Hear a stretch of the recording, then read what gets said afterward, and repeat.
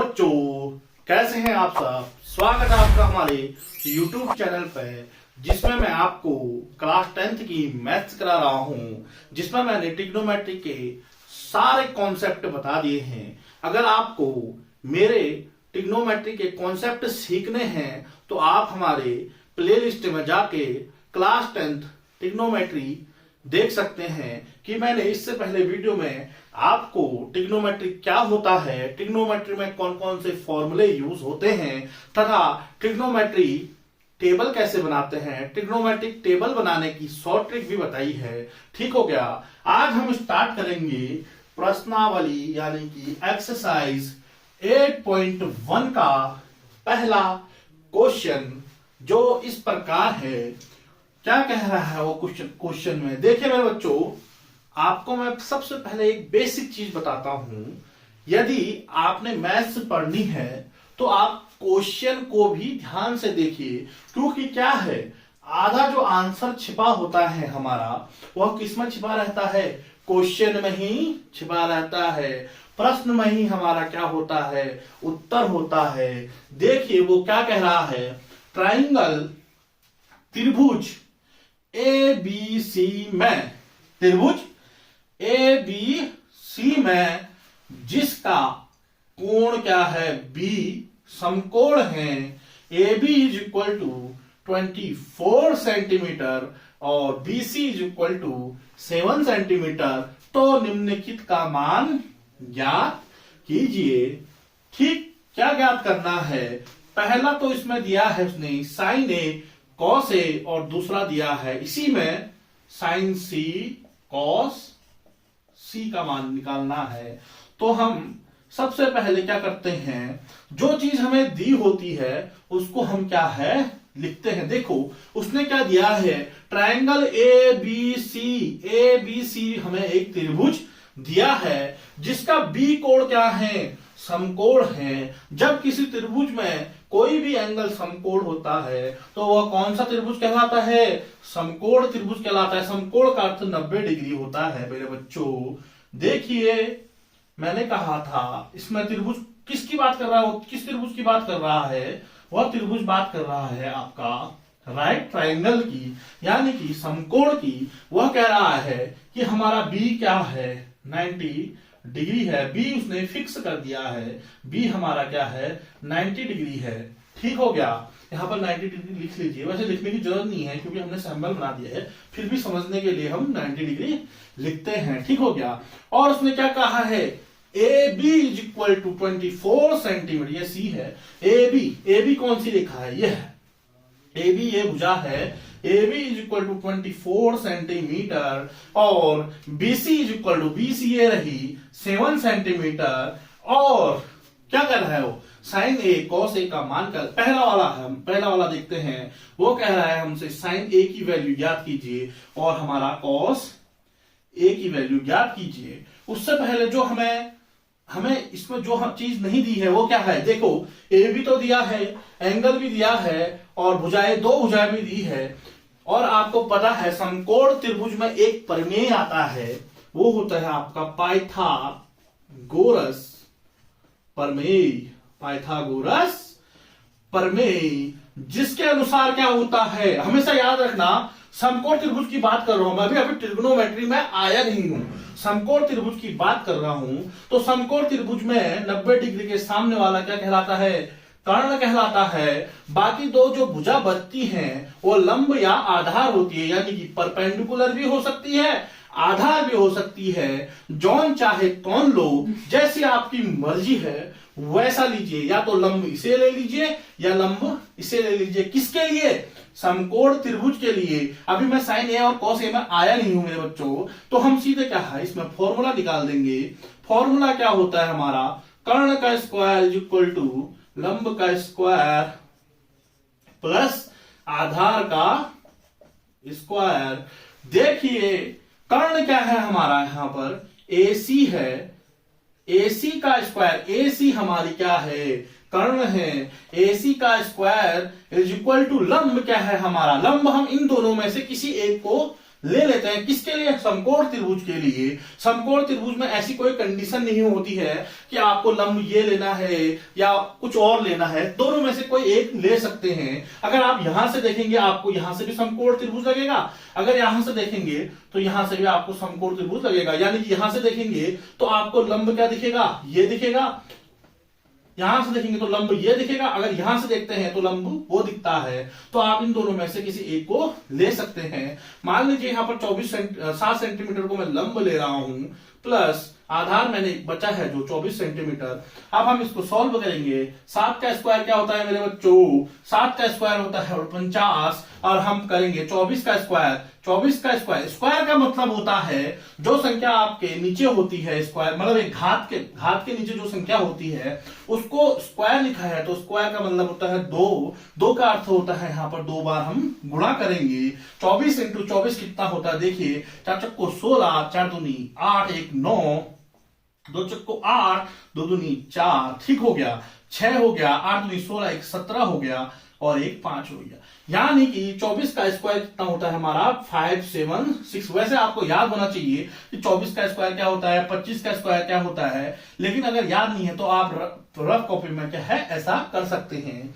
देखिए 49 प्लस 576 से कितना होता है? आपका होता है ये 625 होता है मेरे दोस्तों।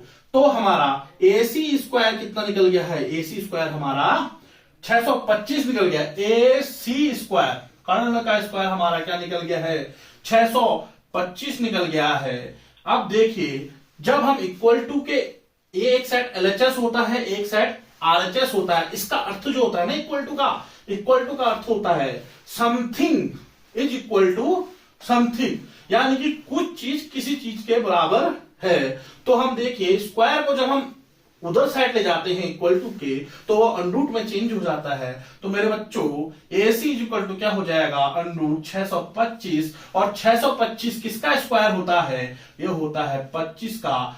देखिए आप कहेंगे यहां पर C थोड़ा सा छोटा बना लेते हैं इसको, यहां पर आ नहीं रहा है C, ठीक हो गया। देखिए हम इसको क्या लिख सकते हैं? 25 इंटू 25, यानी कि इसका आंसर जो होगा 25 होगा। अंडरूट का मतलब होता है, क्या कहते हैं, अंदर जो भी जोड़ा बनना है उसको बाहर ले लीजिए केवल सिंगल पीस में।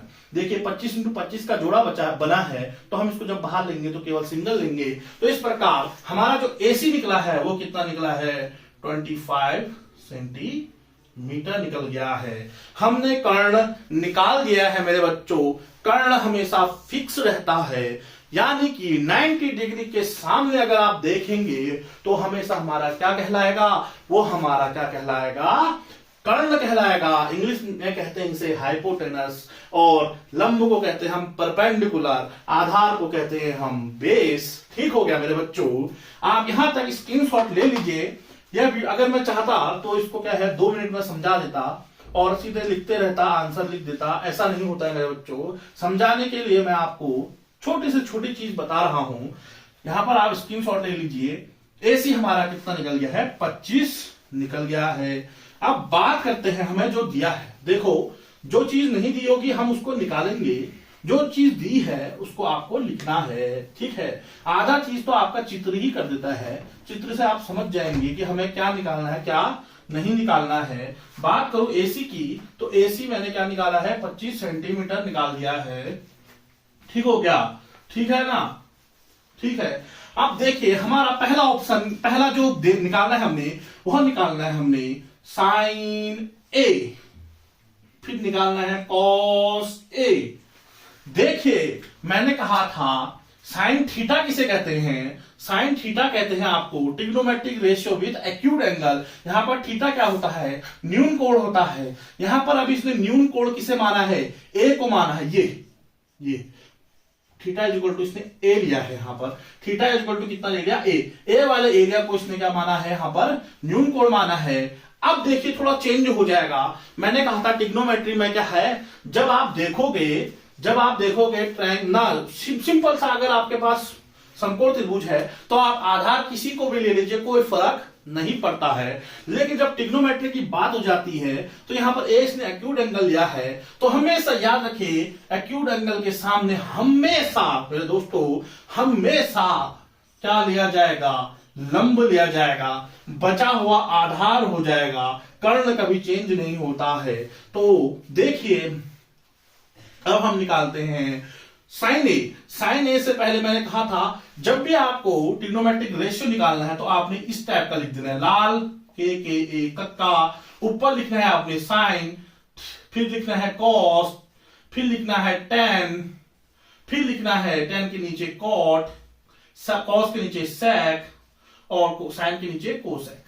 ये हमेशा एक बॉक्स बना लीजिए, फिर धीरे धीरे आपको जब आदत हो जाएगी तो कोई टेंशन नहीं है, आप सीधे निकाल सकते हैं। अब बात कर रहा हूं थीटा की जगह यहां पर हमने ए ले लिया है, तो साइन थीटा में आप पहले ये देखेंगे जब ऊपर वाली वैल्यू निकालते हैं तो ऊपर से नीचे को देखते हैं। साइन थीटा की वैल्यू क्या है हमारी, लंब बट्टे कर्ण है, लंब बट्टे कर्ण है, लंब बट्टे कर्ण है मेरे दोस्तों, लंब बट्टे कर्ण है। तो यहां पर देखिए एंगल ए हमने जब यहां से लिया तो इसके सामने वाला लंब कहलाएगा यानी कि 7 सेंटीमीटर, बचा हमारा कर्ण, कर्ण हमारा 25 सेंटीमीटर है। इस प्रकार हमारा साइन ए निकल चुका है 7/25।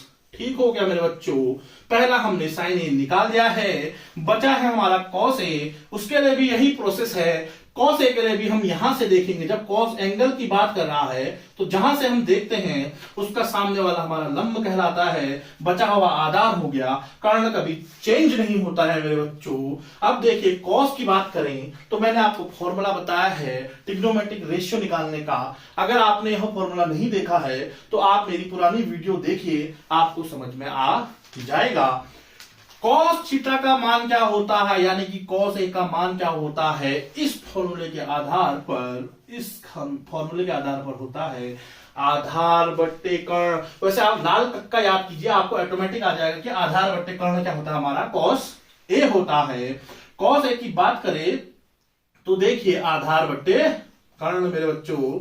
अब देखिए आगे आधार हमारा क्या है, यहां पर देख रहे हैं हम यहां से तो लंब हमारा ये हो गया, आधार हमारा ये हो गया, आधार हमारा 24 सेंटीमीटर है और कर्ण हमारा 25 सेंटीमीटर है। तो बच्चों कॉस ए की वैल्यू भी हमने निकाल दी है, कॉस ए की वैल्यू है हमारी 24/25।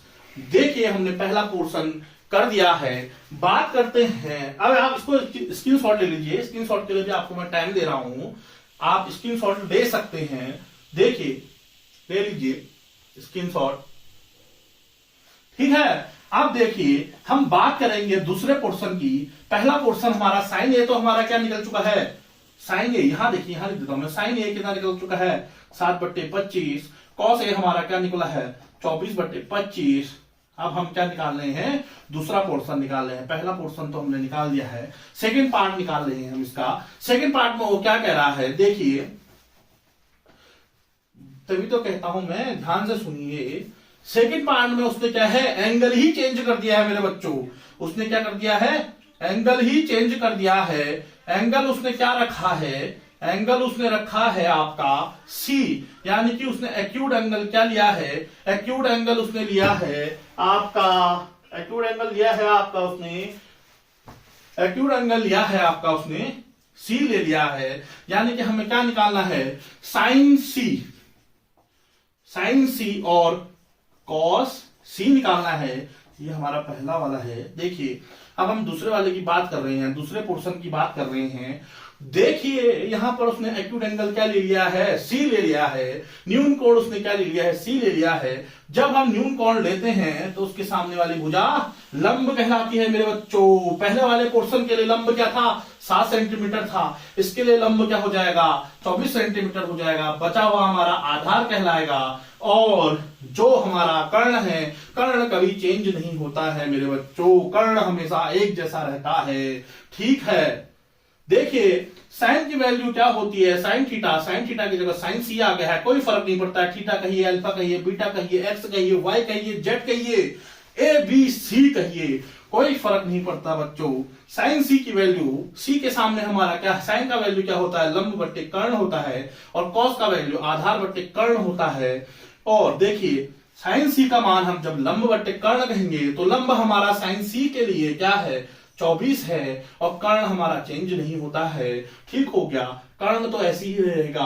आधार हमारा क्या है, 7 सेंटीमीटर है। इस प्रकार मैंने साइन सी की वैल्यू भी निकाल दी है, कॉस सी की वैल्यू भी निकाल दी है। दूसरा पोर्शन भी हमारा हो गया है। ठीक है, साइन ए का मान 7/25, कॉस ए का मान 24/25, साइन सी का मान 24/25 और कॉस सी का मान 7/25। ठीक हो गया।